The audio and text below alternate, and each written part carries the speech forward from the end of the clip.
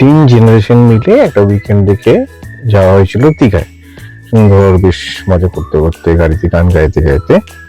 আমার মেয়ে শানবি যেহেতু খুব বেশি বড় হয়নি, তাই এখন বলাই যায় এই কথাটা, যে সমুদ্রে স্নান করতে গিয়ে সমুদ্রের স্রোতে প্রবল প্যান্ট চলে যায়। ঠিক আছে, তো ফাইনালি দাদুর একটা হাফ প্যান্ট পরে আমরা গেলাম লাঞ্চ করতে। ইউথ হোস্টেলের এই হোটেলে একটা রুম বুক করেছিলাম, রোড ফেসিং রুম পেয়েছিলাম, মানে বারান্দাটা রোড ফেসিং ছিল। তো যথেষ্ট ফাজলামি করছিল বারান্দা থেকে, ভয়ও লাগছিল আমার। পজিশনটা ভালো বেশ। এইটা বোধহয় পৌরসভার শিপ শেপ একটা বিল্ডিং, এটা জাস্ট অপোজিটই, আমাদের হোটেলের অপোজিটই ছিল।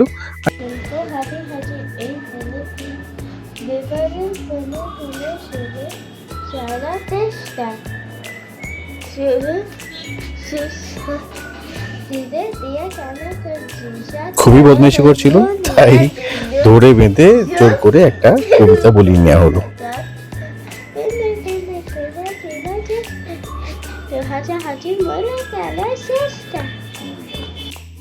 সন্ধ্যেবেলায় আমরা চলে গিয়েছিলাম ঢেউ সাগর নামে একটা পার্ক আছে, যেটা দীঘাতেই, নিউ দীঘাতেই। বেশ ভালো, মানে অনেক কিছু রয়েছে দেখলাম বাচ্চাদের জন্য, গেমিং জোন, স্পেশালি বাচ্চারা খুব ভালো রকম ভাবে এনজয় করতে পারবে।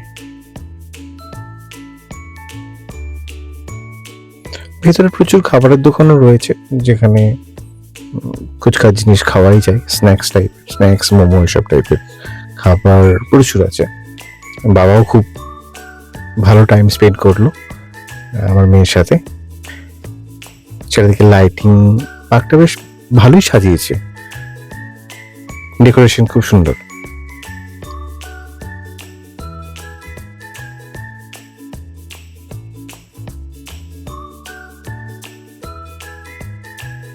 দীঘা আসবো আর সি ফিশ খাবো না, তা তো হয় না। তাই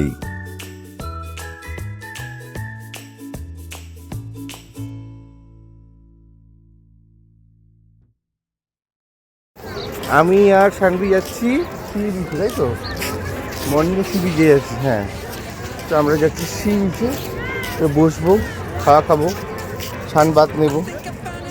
সকাল সকাল বেশ সানরাইজ হয়েছে, সানরাইজ হয়েছে, তাই তো শানবি? কী করছো তুমি? দেখো কী খুঁজছো, বলো কী খুঁজছো? হ্যাঁ, কী খুঁজছো? চকলেট? হ্যাঁ, সকাল সকাল চকলেট? হ্যাঁ, চল বেটা, আমি সকাল সকাল চকলেট খুঁজছি।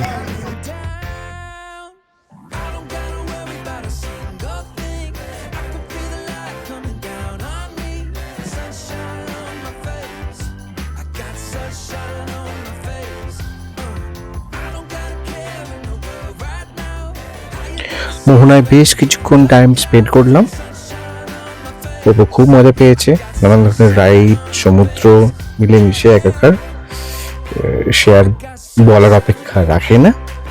তারপরে কলকাতা ফেরার পথে রাস্তায় পড়েছিল আমাদের জগন্নাথ মন্দির। জগন্নাথ মন্দিরে ঢুকলাম, দর্শন করলাম, ভালো লাগলো, মনটা বেশ শান্তিতে ভরে গিয়েছিল।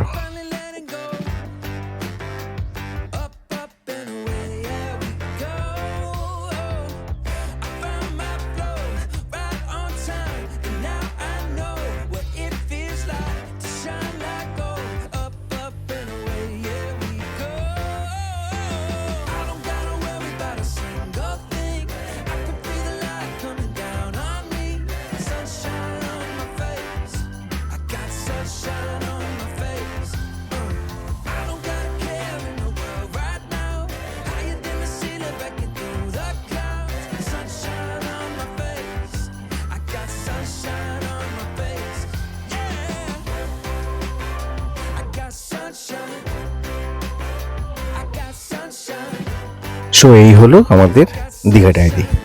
কেমন লাগলো?